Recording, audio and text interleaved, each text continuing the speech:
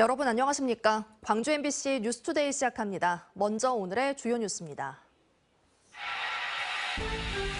근로자의 날 각자의 분야에서 땀 흘리는 수많은 노동자들 가운데 새벽부터 일터로 향하는 시내버스 기사와 환경미화원의 일상을 조명했습니다.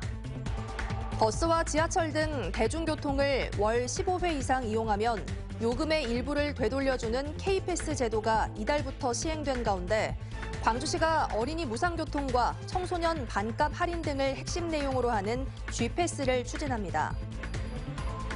아파트 지하에서 나오는 지하수를 사용하지 않는다면 주민들에게 하수도 요금을 부과해선 안 된다는 권익위원회 권고가 나왔습니다. 전남대병원 교수들이 주 1회 휴진하기로 한 데 이어 조선대병원 교수들도 휴진을 검토하고 있습니다. 어제는 노동자의 노고를 위로하기 위해 만든 근로자의 날이었습니다. 우리 사회에는 각자의 분야에서 열심히 땀 흘리는 수많은 노동자들이 있는데요. 이른 시간부터 일터로 나간 이들을 김초롱 기자가 찾아가 봤습니다. 아직 해도 뜨기 전인 이른 새벽 시간입니다. 이 시간부터 벌써 일터에 나와 분주히 움직이는 이들이 있습니다. 한번 만나보겠습니다. 30년 가까이 버스기사로 일해온 59살 추인호 씨. 사무실에 도착해 먼저 음주 측정을 하고 잔돈이 담긴 환전기를 챙겨 버스로 향합니다. 타이어와 엔진 등 차량 점검도 꼼꼼히 하고 내부 청결도 잊지 않습니다. 몇 시에 일어나세요? 예, 한 3시 정도 일어나가지고. 힘들진 않으세요? 아, 괜찮습니다. 첫 차를 몰고 나가는 시간은 5시 반. 어느새 날이 밝고 시민들이 하나둘 버스에 오릅니다. 한 번 나가면 쉬지 않고 3시간을 운전해야 해 화장실에 편히 가기 어렵고 날이 굳으면 일은 더 힘듭니다. 눈 오고 비 올 때 좀 애로사항이 좀 운전하는데. 남들보다 일찍 하루를 시작하는 이들은 또 있습니다. 환경미화원입니다. 이제 집에서 나오는 시간은 보통 5시도 5시 반에 출발을 하죠. 골목 한쪽에 가득 쌓였던 쓰레기가 순식간에 다 정리됩니다. 정신없이 일하다 보면 팔도 어깨도 허리도 안 아픈 곳이 없습니다. 3톤에서 4톤 정도 싣죠. 공인데 많이 나오면 그날은 많이 힘들죠. 고된 업무도 업무지만 노동자를 위한 안전과 복지, 임금 문제 등 정부가 해결해야 할 과제가 산적한 현실. 하지만 이런 어려운 여건 속에서도 노동자들은 각자의 보람과 의미를 찾으며 일터를 지켜오고 있습니다. 친절하게 잘해줬다고 또 기사님 고맙습니다 하고 인사하고 그럴 때 보람을 많이 느끼죠. 가족 위해서 이렇게 보람차는 일을 한다는 그 자부심 그런 거 있어서 제일 좋아요. MBC 뉴스 김초롱입니다. 오늘 다시 맑은 날씨를 회복하겠습니다. 고기압의 영향권에 들면서 쾌청한 하늘 드러나 있습니다. 오늘 미세먼지 농도도 광주와 전남 전권역에서 좋음 수준을 유지하겠습니다. 다만 밤사이 기온이 낮아지면서 안개가 짙게 끼어 있습니다. 진도와 순천의 가시거리 100m 안팎으로 좁혀져 있는 상황이고요. 광주공항에는 저시정 특보도 내려졌습니다. 항공기 이용하시는 분들은 운항 정보 꼼꼼히 확인하셔야겠습니다. 낮 기온 어제보다 높게 오르겠습니다. 아침 출근길 기온 13도 안팎 보이고 있는데요. 한낮 기온 지금보다 10도 이상 오르겠습니다. 낮 최고 기온은 24도로 어제보다 무려 6도가량 오르겠습니다. 날씨 정보였습니다. 제134주년 세계 노동절인 어제 광주에서도 기념대회가 열렸습니다. 노동계는 현 정부의 반노동, 반민주, 반인권 정책에 정권 퇴진 운동으로 맞서겠다고 선언했습니다. 보도에 주현정 기자입니다. 물가 폭등, 민생 파탄, 윤석열 정권 퇴진하라! 노동의 가치와 노동자의 권리를 되새기는 세계 노동절을 맞아 광주에서도 노동계 집회가 열렸습니다. 정권 퇴진 피켓을 든 민주노총 조합원들은 윤석열 정부의 노동정책은 반노동, 반민주, 반인권뿐이었다고 규탄하며 강도 높은 투쟁을 이어가겠다고 밝혔습니다. 윤석열 퇴진, 모든 노동자의 노동권 보장을 쟁취하겠다는 결의로 노동자 농민, 빈민, 서민, 민중들의 힘으로 개헌을 통해 새로운 사회 대전환을 열어갑시다. 특히 정권 심판 총선 민심에도 대통령의 국정기조 전환 의지는 보이지 않는다며 향후 노동계의 투쟁 방향을 윤석열 정권 퇴진에 조준했습니다. 노동절 대회에 참여한 광주 전남 근로자들은 정부의 반민중적인 정책이 중단되지 않는다면 정권 퇴진 운동에 더욱 집중하겠다고 강조했습니다. 또 현장 노동자의 안전 확보만큼이나 임금 체불을 근절하기 위한 정책적, 제도적 노력도 촉구했습니다. 지금도 체불 임금 때문에 고통받는 노동자들이 너무나 많습니다. 너무나 약해서, 너무나 솜방망이어서 벌금을 내고 말지. 이번 노동절 대회에는 경찰 추산 1,500명, 주최 측 추산 2,500명이 모여들었지만 별다른 마찰이나 충돌은 없이 마무리됐습니다. MBC 뉴스 주현정입니다. 광주 글로벌모터스 1노조가 민주노총 금속노조에 가입하기로 결정했습니다. GGM 1노조는 어제 광주시청 앞에서 기자회견을 열고 조합원을 상대로 실시한 금속노조 가입 찬반 온라인 투표 결과 92.3% 찬성으로 조직 형태 변경을 결정했다고 밝혔습니다. 이들은 사측이 약속한 주택 후생 복지 등에 대한 지원을 지키지 않고 있고 근무 시간에 휴대전화를 강제 수거하는 등 인권 유린도 자행하고 있다며 사측의 반노조 책동 부당 노동 행위를 중단시키기 위해 노조를 결성했다고 설명했습니다. 해당 노조에는 GGM 전체 근로자 650여 명 가운데 140여 명이 가입한 것으로 알려졌습니다. 주머니 사정이 어려워지면서 매달 드는 교통비마저도 부담으로 다가오는 게 현실인데요. 한 달 동안 대중교통을 15차례 이용하면 일정 금액을 되돌려주는 정책이 시행돼 관심을 모으고 있습니다. 김영창 기자가 보도합니다. 시내버스나 지하철 등 대중교통 요금은 정기적인 이용객들에게 부담스럽습니다. 버스 요금 한 5만 원 요도 금방 떨어져 버려요. 하루에 보통 기본은 왕복하면 2번은 타지만은 3번, 4번 탈 때도 있어요. 한푼이 아쉬운 서민들에게 희소식이 생겼습니다. 월 15회 이상 버스와 지하철 등 대중교통을 이용하면 요금 일부를 되돌려주는 K패스 제도가 이달부터 시행됩니다. 어린이와 청소년을 제외하고 만 19세 이상에게 적용되는 K패스는 최소 20%에서 최대 53%까지 요금 일부를 다음 달에 돌려받을 수 있습니다. 정부와 지자체가 환급 비용을 반반씩 부담합니다. 요즘에 교통비가 너무 많이 올라가지고 택시를 이용을 잘 안 하거든요. 근데 버스나 그런 것도 좀 더 싸게 탈 수 있는 거니까 괜찮은 것 같은데? 이 사업은 광주는 물론 나주와 담양, 장성 등 전남 10개 시군에서 우선 시행됩니다. 나머지 전남 12개 지자체에서는 사업 효과를 지켜본 뒤 보다 더 확대하는 방안이 검토되고 있습니다. 광주시는 한 발 더 나아가 K패스에 이어 광주형 대중교통비 지원, 이른바 G패스를 추진합니다. K패스 대상에서 빠진 어린이 무상교통과 청소년 반값 할인 등이 핵심 내용입니다. 더 살기 좋은 광주 실현을 위해 꼭 필요한 예산을 반영했습니다. 5월부터 시행된 정부의 K패스 예산을 반영하였으며 K패스와 더불어 G패스 예산. 이를 위해 광주시는 올해 추경에서 G패스 사업의 첫 단축격인 프로그램 개발비와 홍보비용 등 예산 3억 원을 요구했습니다. 하지만 변수는 시의회입니다. 광주시의회는 지난해 말 세수가 부족하다는 이유로 G패스 예산 13억 원을 전액 삭감한 적이 있기 때문입니다.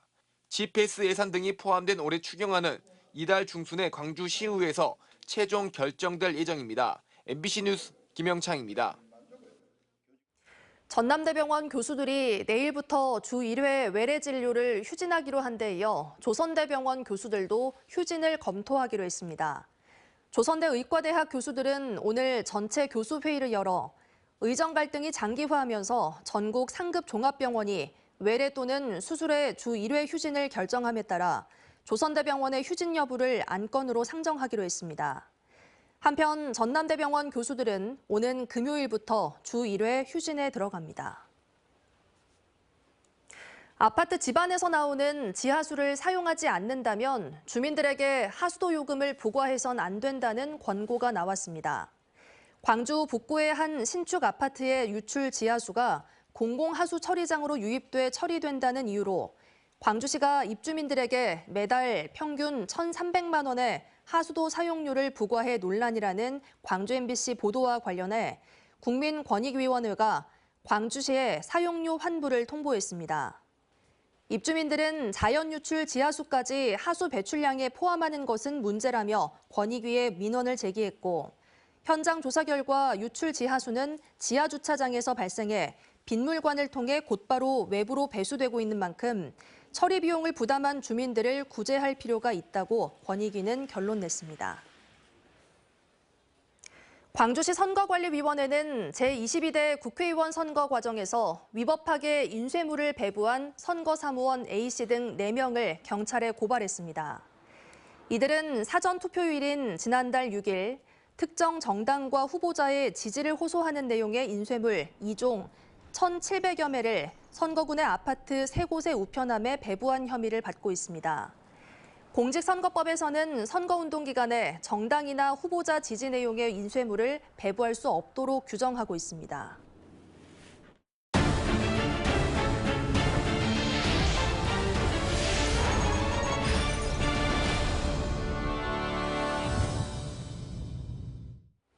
고흥 유자는 전국 유자 생산량의 60%를 차지하는 고흥을 대표하는 효자 작목입니다.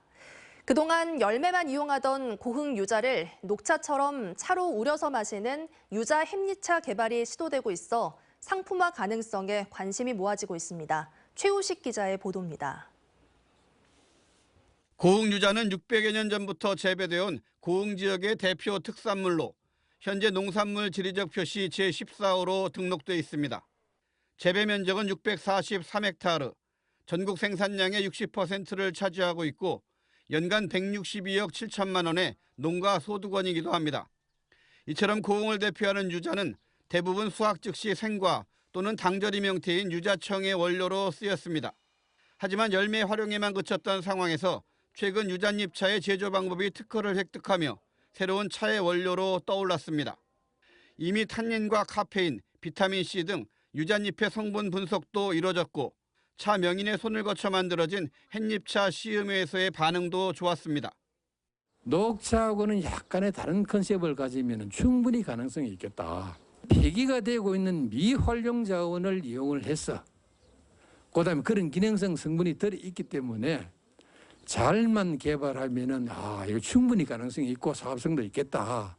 고흥군은 특히 해마다 유자의 재배 면적이 증가하면서 폐기되는 유자잎도 계속 느는 만큼 열매에만 치중했던 상품 개발에서 그 활용 범위를 넓혀보겠다는 구상입니다. 다양한 가공식품은 물론이고 그다음에 이 잎까지 이렇게 차로 만들어서 유자가 정말 고흥 유자가 이제 브랜드화가 됐기 때문에 정말 가치 있는 고흥의 특산물로 만들어서 1,400여 유자 재배 농가들도 이 같은 햇잎차 상품화에 대한 기대가 큽니다. 열매를 가공하여 하는 상품 외에도 여름순, 가을순 등으로 순제거 작업 등으로 발생되는 농작업 부산물을 상품화시켜가지고 유자 잎차를 대중화시켜 농가 소득에 많은 도움이 될 것으로 생각됩니다. 유자 햇잎차라는 국산차 개발 시도가 새로운 틈새 시장을 개척하는 고흥 유자의 의미 있는 변신으로 새롭게 주목받고 있습니다. MBC 뉴스 최우식입니다. 순천시가 특구 지정을 통해 지역의 특성화된 교육 인프라를 확장하겠다는 전략을 세웠습니다. 생태와 문화 등 지역의 전략 사업들과 연계한 융합교육 체계를 갖춰 새로운 지방시대를 만들겠다는 건데요. 어떤 구상인지 김주희 기자가 살펴봤습니다. 지역 중소도시들의 고질적인 문제점인 인구 감소와 고령화 추세. 이 같은 문제점은 연쇄적으로 지방도시 교육의 질적 저하로 이어지고 있습니다. 순천시가 고질적인 지방도시의 교육 문제 개선을 위해 특구 지정을 통한 공교육의 질적 인프라 확장 계획을 제시했습니다. 이른바 순천형 교육발전 특구 지정을 위해 최근 연구 용역에 착수한 겁니다.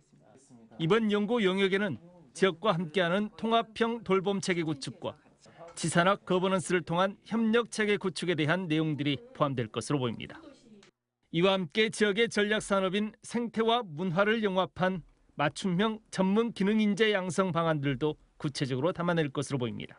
고교 때부터 이 맞춤형 인재 양성을 시켜서 아마 이 지역의 우수한 인력들이 또 관내 대학에 또 들어가고, 그다음 이러한 청년들이 순천에 머물면서 아마 우리 케이든이 순천의 미래 산업을 갖다가 이끌어가는 역할을 하게 될 것이라고 봅니다. 시는 이 같은 내용을 중심으로 도출된 용역 결과를 바탕으로 오는 6월 교육부에 교육발전특구 시범지역 지정 신청을 할 계획입니다. 이르면 오는 7월 교육발전특구 시범지역 지정이 가능할 것이며 내년부터 사업이 본격적으로 시작될 수 있을 것으로 예상됩니다. 특구가 지정이 되면 교육부에서 한 50억, 그리고 순천시와 전남도 교육청이 해서 총 200억 사업비로 5년간 순천형 교육발전 특구 사업을 시행할 계획입니다. 순천시는 교육발전 특구로 지정되면 글로컬 30, 문화도시 특구, 기후발전 특구 사업 등과 연계해 지역 공교육 활성화에 기폭제가 될 수 있을 것으로 전망하고 있습니다. 새롭게 그려지고 있는 순천형 교육발전 특구가 지역 교육의 혁신과 지역 인재 양성, 정주 기반 마련으로까지 확장되는 지방시대 구현의 새로운 시작점이 될 수 있을지 주목됩니다. MBC 뉴스 김주희입니다. 광주 지역 사립학교 법인 36곳 가운데 18곳에서 법인 임원 친인척 관계인이 교직원으로 근무 중인 것으로 확인됐습니다. 학벌 없는 사회를 위한 시민 모임은 보도자료를 내고 지역 학교법인의 친족 교직원 공시 현황을 전수조사한 결과 18개 법인 소속 53명이 친족 교직원으로 확인됐다고 지적했습니다.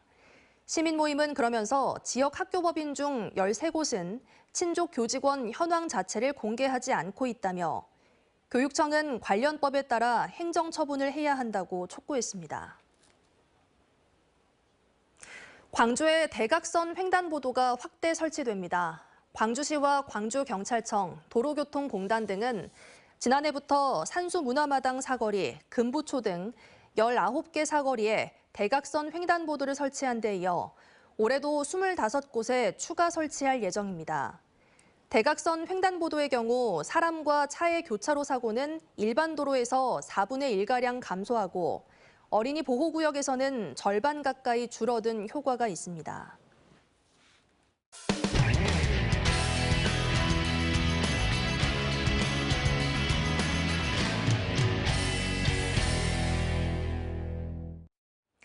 파란색 번호판을 달고 있는 수소 전기차. 친환경적이라는 큰 장점에도 불구하고 불편한 충전소 문제는 여전히 수소차 확산의 걸림돌이 되고 있습니다. 이런 상황에서 강원도가 수소 충전소를 대폭 늘려 운전자들의 불편을 해소하고 나섰습니다. 춘천문화방송 이승현 기자가 취재했습니다. 친환경차로 주목받는 수소 전기차. 그런데 수소 공급에 문제가 생길 때마다 운전자들은 충전하기가 힘들었습니다. 수소 공급에 문제가 없을 때에도 수소 충전소를 찾아 먼 거리를 가야 하는 불편을 감내하고 있습니다. 가다 떨어지면 아무 데서나 해야 되는데 꼭 이거는 지정된 장소를 찾아가야 되니까 지금 현재 2군데 있는데 이런 상황에서 춘천에 새로운 수소 충전소가 들어섰습니다. 투입된 예산은 국비와 시비를 합쳐 54억 8천만 원. 이곳에서는 하루 동안 승용차 100대와 버스 25대를 충전할 수 있습니다. 수소 전기차 보급 활성화를 위한 충전 인프라 구축을 통해 춘천시 수소 경제 활성화와 교통 분야 탄소 중립 실현에 최선을 다하겠습니다. 춘천에 있는 수소차는 1,100대를 넘었습니다. 강원도 18개 시군 가운데 가장 많습니다. 하지만 그동안 수소 충전소가 단 2곳에 불과해 수소 충전소 한 곳에서 500대 이상을 감당해야 했습니다. 춘천시는 세 번째 충전소가 시내권에 들어서면서 충전 불편이 어느 정도 해소될 걸로 기대하고 있습니다. 의암호에서 멀지 않고 굉장히 쾌적한 곳에 있기 때문에 아마 수소차 운전자들도 굉장히 좋아하리라 여깁니다.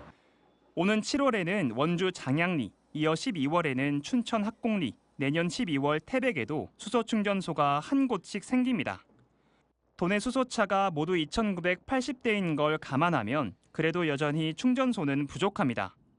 현재 강원도 내 수소 충전소를 다 합쳐도 13곳뿐.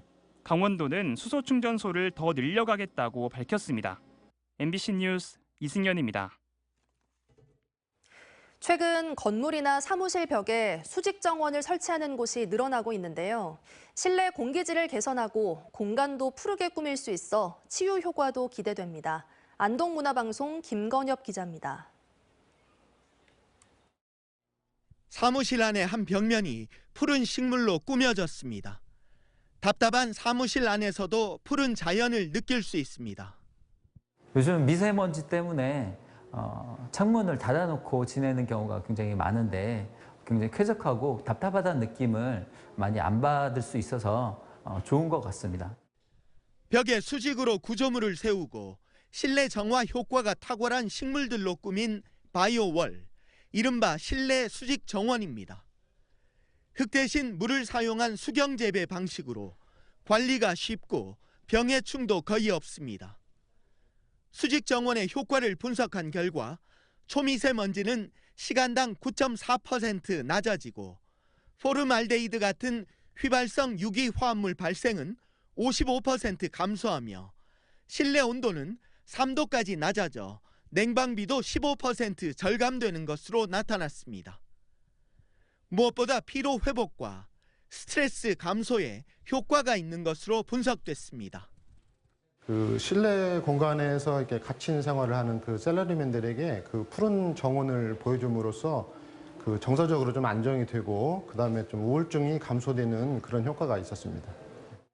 수직 정원 시장은 최근 빠르게 성장하고 있는데 경상남도는 노인 일자리 사업으로 식물을 재배 납품하며 성과를 올리고 있습니다.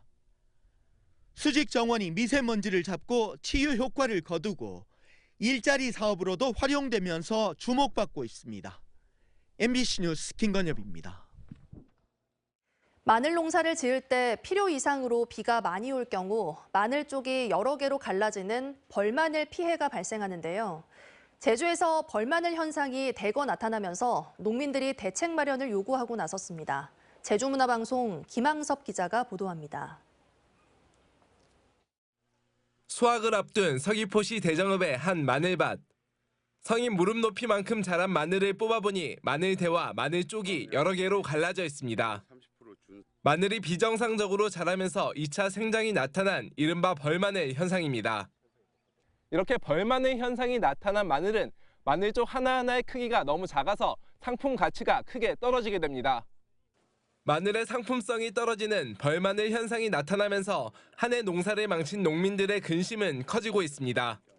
열심히 농사 지었는데 우리는 30년 동안 농사를 똑같이 지었는데 이렇게 벌마늘 생기면 농사 짓기 힘들고 생산비조차 못 건지고 허망이 짝이 없다. 벌마늘 현상이 증가한 원인으로는 마늘 생육기의 잦은 비날씨와 일조량 부족이 꼽힙니다. 실제 지난 겨울 제주 지역에 비가 내린 날은 43.8일로 역대 가장 많았고 강수량도 338.5mm로 역대 두 번째를 기록했습니다. 제주도 표본 조사 결과 도내 마늘 재배 면적 1,088헥타르 가운데 절반에 달하는 48%에서 벌마늘 현상이 나타났습니다.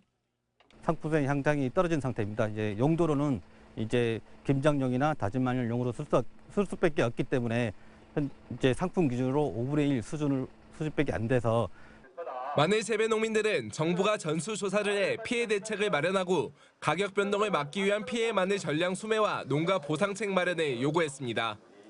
농업 피해로 인정해달라는 쪽의 어떤 공문이라든지 그리고 벌마늘로 인한 그 비상품 그 마늘인 경우를 수매를 해달라는 쪽으로 해서 정부 쪽에 문서를 보냈고요. 잦은 비날씨와 이상 기온 등 기후 변화가 심각해지면서 농민들의 피해는 계속되고 있습니다. MBC 뉴스 김항섭입니다. 전남에서도 벌마늘 피해가 늘고 있습니다. 전라남도는 최근 관내 마늘 생육 상황을 조사한 결과 전체 마늘 재배 면적의 20%에서 벌마늘 현상이 나타남에 따라 정부의 재해 인정과 저품위 마늘 수매를 건의했습니다. 정부는 지난 2020년 전남 벌마늘 피해를 재해로 인정해 농약대 등 복구비 16억 원을 지원한 바 있습니다. 담양 대나무 축제가 오는 11일부터 15일까지 닷새 동안 진행됩니다. 올해 축제는 행사 주무대를 담양 추성경기장에서 전남 도립대 주차장으로 옮겨 관광객들이 먹거리 부스에서 공연을 즐길 수 있도록 했습니다. 또 관광객들의 편의 증진을 위해 올해는 처음으로 중록원이 밤 9시까지 야간 개장됩니다. 2023년 미국 종합처리장 벼 매입 자금 상환 기간이 전라남도의 건의로 3개월 연장됐습니다. 전라남도에 따르면 오는 6월까지인 2023년산 벼 매입 자금 대출 상환 기간이 다가오면서 일부 미국 종합처리장에서 상환금 확보를 위해 시중가보다 낮게 판매하는 상황이 빚어졌습니다. 전라남도는 쌀값 안정을 위해 상환기간 연장을 농식품부와 농협중앙회에 건의해 벼 매입 자금 5천억 원의 상환기간이 3개월 연장됐습니다. 오늘 다시 맑은 날씨를 회복하겠습니다. 고기압의 영향권에 들면서 종일 쾌청한 하늘이 드러나겠습니다. 미세먼지 농도 역시 광주와 전남 전 권역에서 좋은 수준을 유지하겠는데요. 밤사이 낮아진 기온 때문에 출근길 안개가 짙게 끼어 있습니다. 현재 진도와 순천에서는 가시거리 100m대에 머물러 있는 상태고요. 광주공항에서는 저시정 특보가 내려진 만큼 항공기 이용하시는 분들은 운행 정보를 꼼꼼히 확인하셔야겠습니다. 기온 어제보다 높게 오르겠습니다. 출근길 기온 13도 안팎으로 어제와 비슷한데요. 한낮 기온은 지금보다 10도 이상 오르겠습니다. 낮 최고 기온 24도로 어제보다 6도가량 높은 기온이 예상됩니다. 구리의 낮 기온도 26도까지 치솟으면서 일교차가 매우 크게 벌어지겠습니다.